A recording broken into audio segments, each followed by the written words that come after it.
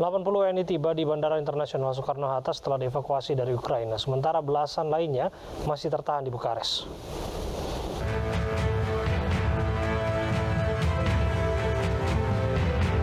Kedatangan WNI disambut langsung Menteri Luar Negeri Retno Marsudi. Evakuasi dilakukan bertahap. Mereka dievakuasi lebih dulu ke Rumania dan Polandia. Gelombang pertama yang dievakuasi ke Rumania 4 hari lalu semuanya wanita dan seorang anak berusia 12 tahun. Belasan WNI tidak bisa ikut rombongan karena positif COVID-19 hingga tertahan di Bukares.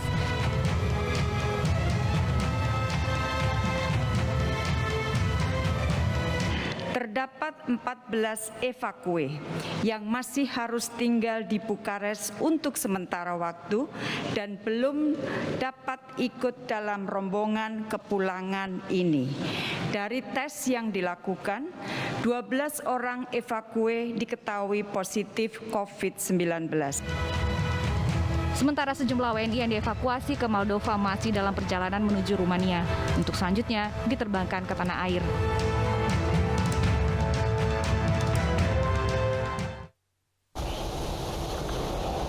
Nah, langsung saja kita akan berbincang bersama dengan Hikmahanto Juwana, Guru Besar Hukum Internasional Universitas Indonesia. Assalamualaikum, selamat malam Prof. Hik. Selamat malam, apa kabar Abraham? Sehat ya? Alhamdulillah, puji Tuhan sehat. Sehat juga ya Prof. Hik?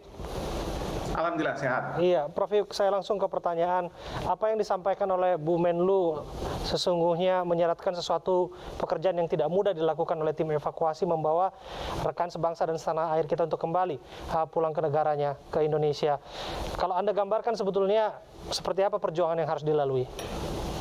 Ya, yang pasti adalah saat ini di Ukraina itu dalam situasi perang.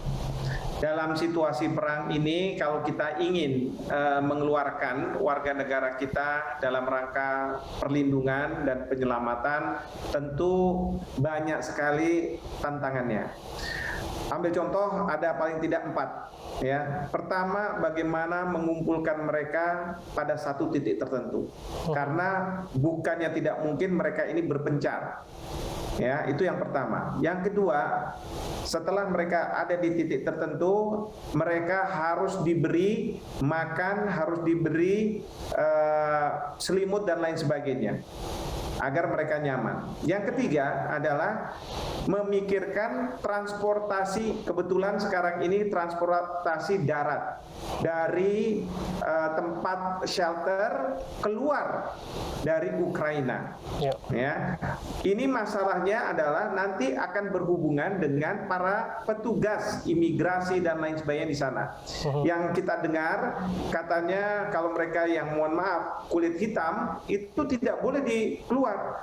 Mungkin juga karena tidak ada bantuan dari negara mereka masing-masing. Betul.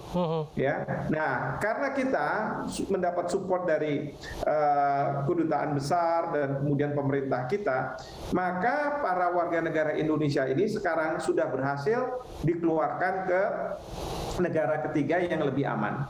Nah, baru yang berikutnya adalah mentransport mereka ya untuk kembali ke Indonesia. Nah, namun kembali ke Indonesianya ini bisa untuk sementara, tapi bisa untuk seterusnya. Untuk sementara dalam artian ketika nanti Ukraina sudah damai lagi, bukannya tidak mungkin mereka akan kembali. Seperti itu, Saudara Abraham.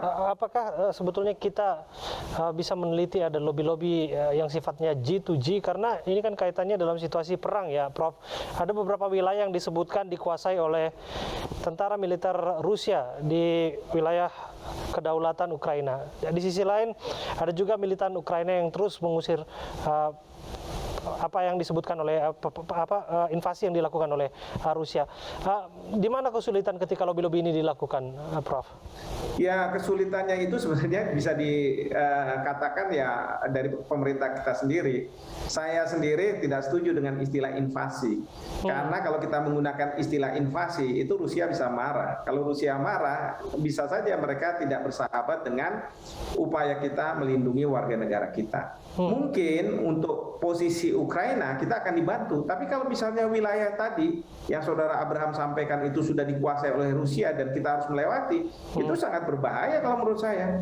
Ya, lebih baik kita menggunakan istilah-istilah yang netral, seperti misalnya serangan. Apa tujuan serangan itu? Apakah invasi? Apakah untuk membela diri? Itu urusan negara-negara yang bertikai. Bagi kita Indonesia, kita yang pentingkan adalah bagaimana mengeluarkan warga negara kita dari situasi perang, gitu ya, di Ukraina itu. Prof, di antara yang tiba di Indonesia ada 80 warga negara Indonesia dan ada 3 warga negara asing yang merupakan keluarga dari warga negara Indonesia.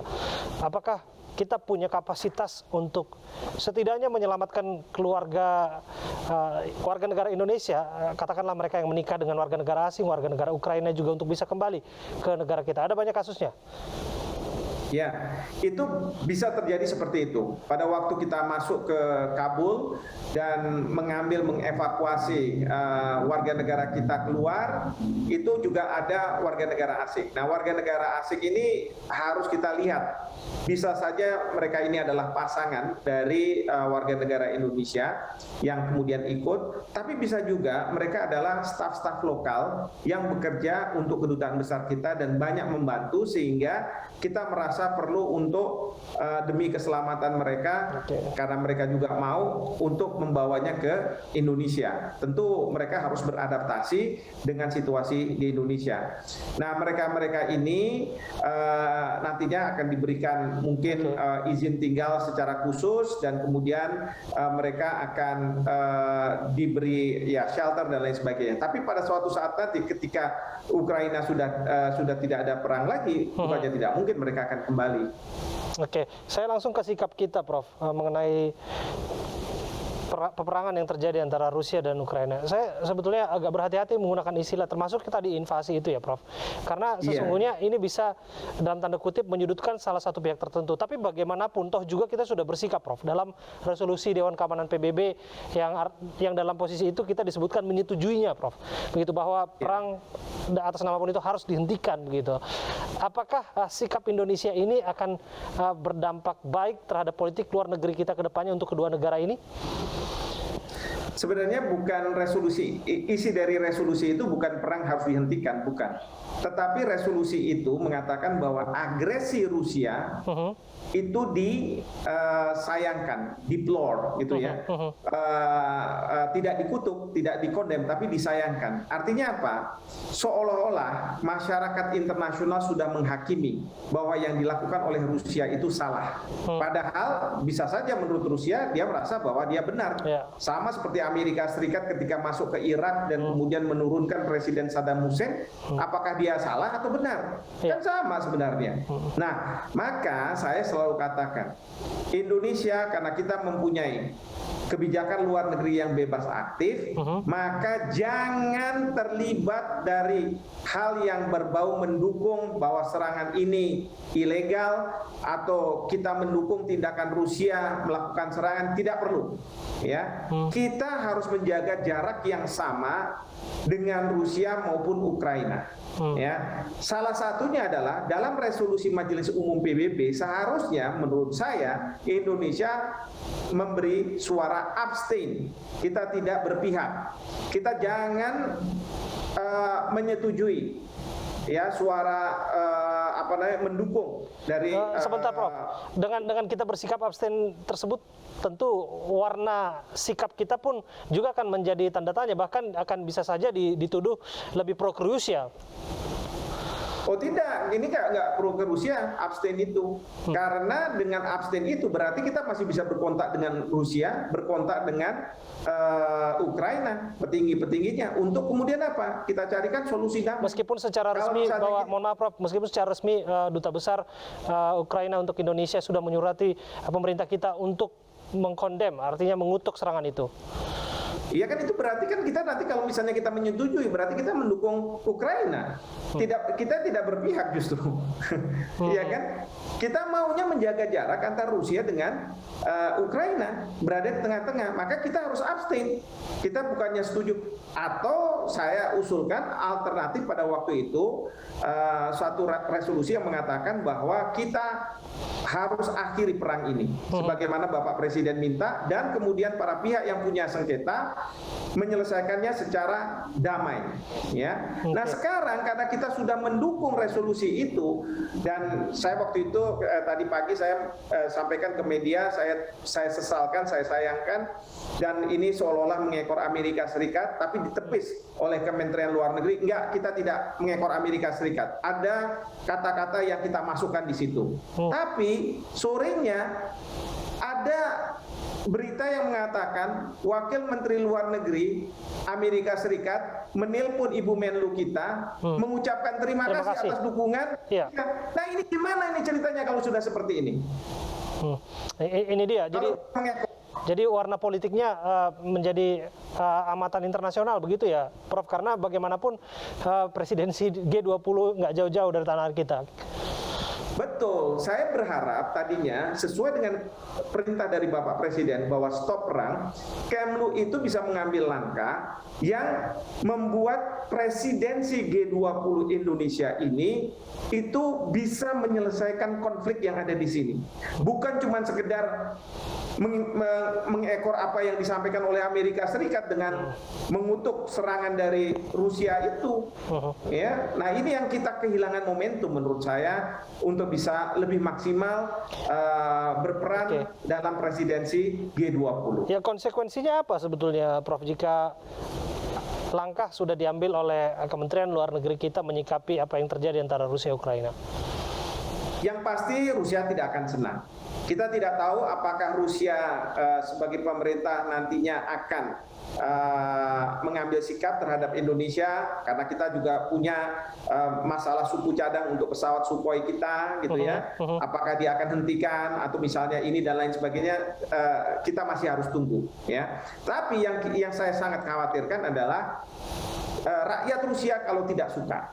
Karena rakyat Rusia ini pandai bermain sosial media, bermain dengan hacking dan lain sebagainya. Kalau misalnya mereka melakukan ini ke negara kita, karena ini sekarang, ini total war, hybrid war. Jadi tidak hanya yang konvensional memandu senjata, tetapi juga menggunakan yang digital, cyber war, dan lain sebagainya itu. Nah, ini yang sangat berbahaya.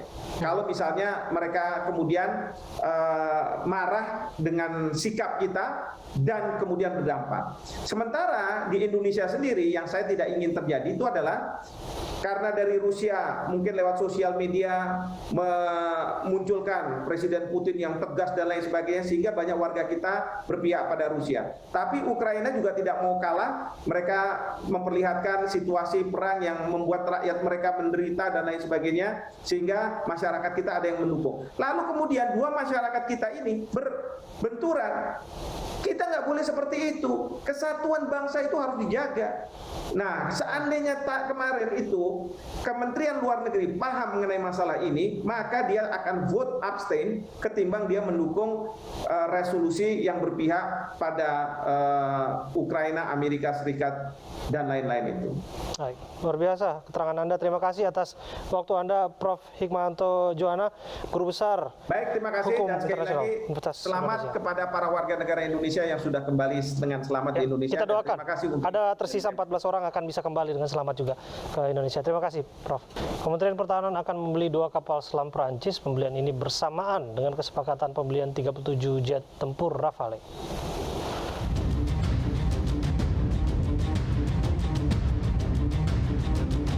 Rencana pembelian 2 kapal selam asal Prancis, Scorpion, akhirnya terwujud. Kepala Staf TNI Angkatan Laut Yudo Margono telah menyetujui rencana pembelian kapal selam tersebut. Pembelian kapal Scorpion bersamaan dengan kesepakatan pembelian 37 unit jet tempur Rafale. Berdasarkan data Navy Recognition, Scorpion adalah kapal selam kelas diesel listrik yang dikembangkan bersama DCNS Prancis serta perusahaan Spanyol Navantia. Setelah kedua perusahaan tersebut terbelah, kini Scorpion hanya dipasarkan oleh DCNS.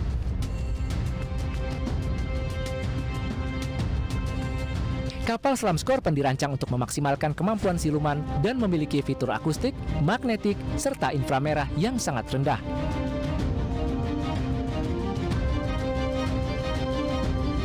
Menurut Military Today, kapal selam Scorpion mampu membawa 30 ranjau laut dan memiliki torpedo anti kapal selam, serta rudal jarak jauh.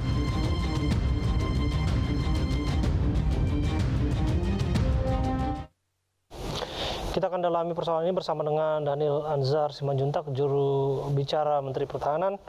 Assalamualaikum, salam, Bang Daniel. Bang Daniel, nampaknya mode suaranya belum diaktifkan. Selamat malam, Bung Abraham. Ya, semoga sehat selalu, Bang Daniel. Saya mau tanya soal urgensi pembelian jet tempur ini. Berbarengan sebetulnya dipaketkan dengan mohon maaf, maksud saya kapal selam dipaketkan dengan jet tempur ini. Sebetulnya bagaimana penjelasan lengkapnya, Bang Daniel? Pertama, sejak awal Pak Prabowo berkomitmen untuk terus meningkatkan dan modernisasi postur pertahanan kita. Nah, salah satu concern Pak Prabowo sebagai Menteri Pertahanan itu adalah modernisasi alutsista kita, baik itu di matra udara dan matra laut. Kenapa? Karena ini sangat urgent. Perang modern itu tentu salah satu simbol kekuatannya adalah pesawat tempur dan kapal laut, dalam hal ini tentu kapal selam. Nah, oleh sebab itulah ini urgent sekali untuk kemudian dimodernisasi. Nah, kemudian yang kedua, Bung Abraham, Anda ketahui kita punya luas wilayah lebih dari 7,8 juta kilometer persegi dan 5,1 jutanya itu adalah lautan. Jadi kita hanya punya daratan sekitar 2 juta kilometer persegi. Artinya untuk memperkuat wilayah laut kita, menjaga wilayah laut kita membutuhkan alutsista yang sangat kuat dan modern di samudra-samudra kita untuk menjaga cuk-cuk poin kita, di perbatasan kita, wilayah teritorial kita, kemudian zona ekonomi eksklusif kita, itu kita membutuhkan kapal selam, kapal tempur yang modern dan bisa menjaga keutuhan, menjaga sumber daya alam di wilayah laut kita yang lebih dari 5,1 juta kilometer persegi tersebut. Oke. Bung Abraham. Iya, Bang Daniel, sebetulnya pembelian ini tidak jadi soal, apalagi setelah karakteristiknya disebutkan sesuai dengan perairan kita. Yang menjadi pertanyaan adalah mengapa harus kapal dari Prancis begitu? Apakah dalam tanda kutip ada spesifikasi yang bisa dijelaskan menjadi keunggulan dari kapal selam yang dimaksud? Pertama, secara spesifikasi dunia yang memahami perkapalan selam tentu tidak meragukan kualitas Scorpène. Ya, itu sudah diakui. Ada sekitar kurang lebih 5 negara yang menggunakan kapal selam Scorpène ini: Malaysia, Chili, kemudian India, kemudian Brazil, tentu Prancis sendiri. Nah, tentang spesifikasi kelaikan untuk kebutuhan kita di Indonesia itu sangat layak dan sangat modern, dan itu juga sudah disampaikan oleh Kasal. Tentu Kementerian Pertahanan ketika memutuskan untuk belanja alutsista dengan spesifikasi tertentu, tentu sudah dibahas bersama-sama dengan user. User dalam hal ini tentu adalah Angkatan Laut dan para pengguna di tingkat prajurit dan perwira. Nah, oleh sebab itulah kemudian diputuskan ini. Nah, yang kemudian yang kedua yang harus dipahami, Bung Abraham, adalah dalam belanja alutsista, Pak Prabowo atau Menteri Pertahanan dalam hal ini itu memiliki 4 kriteria penting. Pertama adalah efektivitas. Jadi alutsista yang mau kita belanjakan itu harus dipastikan itu efektif digunakan dan sesuai digunakan untuk kebutuhan kita menjaga NKRI, memperkuat pertahanan kita. Kemudian kedua, efisiensi. Artinya ruang fiskal, kapasitas fiskal kita mumpuni untuk menjangkau belanja Scorpène tersebut atau alutsista lainnya, dan itu tentu banyak dibicarakan oleh Pak Prabowo dengan Menteri Keuangan, dan kemudian akhirnya keputusan diputuskan untuk membeli untuk skor pen dan lainnya. Kemudian ketiga tentu terkait dengan geopolitik dan geostrategis. Nah, ini terkait dengan diplomasi pertahanan kita, menjaga hubungan baik dengan banyak negara. Pak Prabowo sudah banyak melakukan muhibah di banyak negara, kemudian menginventarisir banyak alutsista yang cocok untuk kepentingan Indonesia, selain juga untuk kepentingan diplomasi pertahanan Indonesia.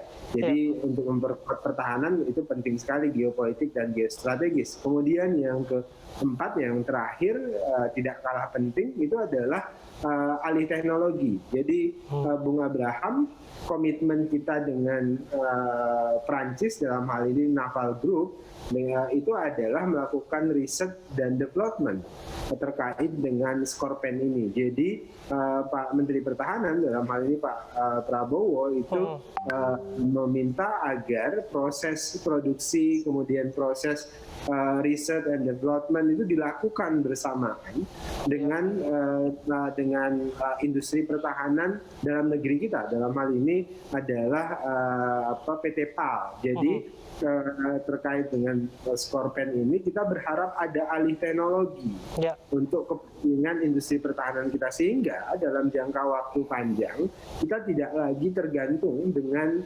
negara-negara lain dalam produksi alutsista kita. Dalam hal ini tentu adalah kapal selam, karena kapal selam bagi kita itu sangat penting dan sangat vital untuk melindungi samudra kita yang lebih dari 5,1 juta kilometer persegi tersebut. Ya, ini juga menarik soal momentum pembeliannya sebetulnya, Bang Daniel. Pasti orang akan menduga-duga, tadinya tidak pernah berpikir ya bahwa perang dalam artian sesungguhnya mungkin terjadi di era masa kini begitu. Tapi setelah kita berkaca pada apa yang terjadi di Rusia dan Ukraina, ternyata pertempuran militer itu sangat mungkin terjadi. Kalau kita bicara soal diplomasi pertahanan kita, termasuk keamanan maritim kita di Laut Cina Selatan, tentu kita juga punya PR di sana.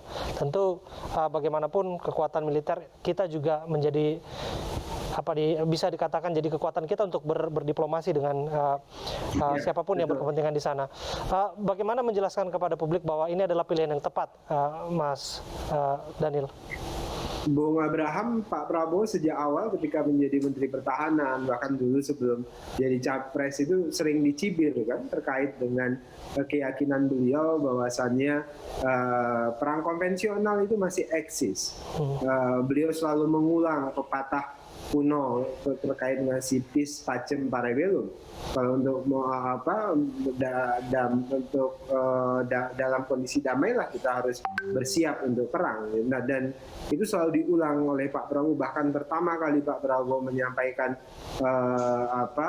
pernyataan beliau di Komisi 1 itu diulang berulang kali, karena banyak pihak di Indonesia, politisi, pengamat gitu ya, itu yakin bahkan ngejek, mengolok-olok Pak Prabowo, ini zaman sekarang ini nggak ada perang konvensional, jadi kita nggak butuh alutsista seperti kapal tempur dan sebagainya, kita kuatkan saja kekuatan cyber dan segala macam. Ternyata apa yang dikhawatirkan Pak Prabowo hari ini terbukti, dan apa yang disebut oleh para pengamat yang agak sok modern itu terkait dengan cyber ternyata salah dan keliru.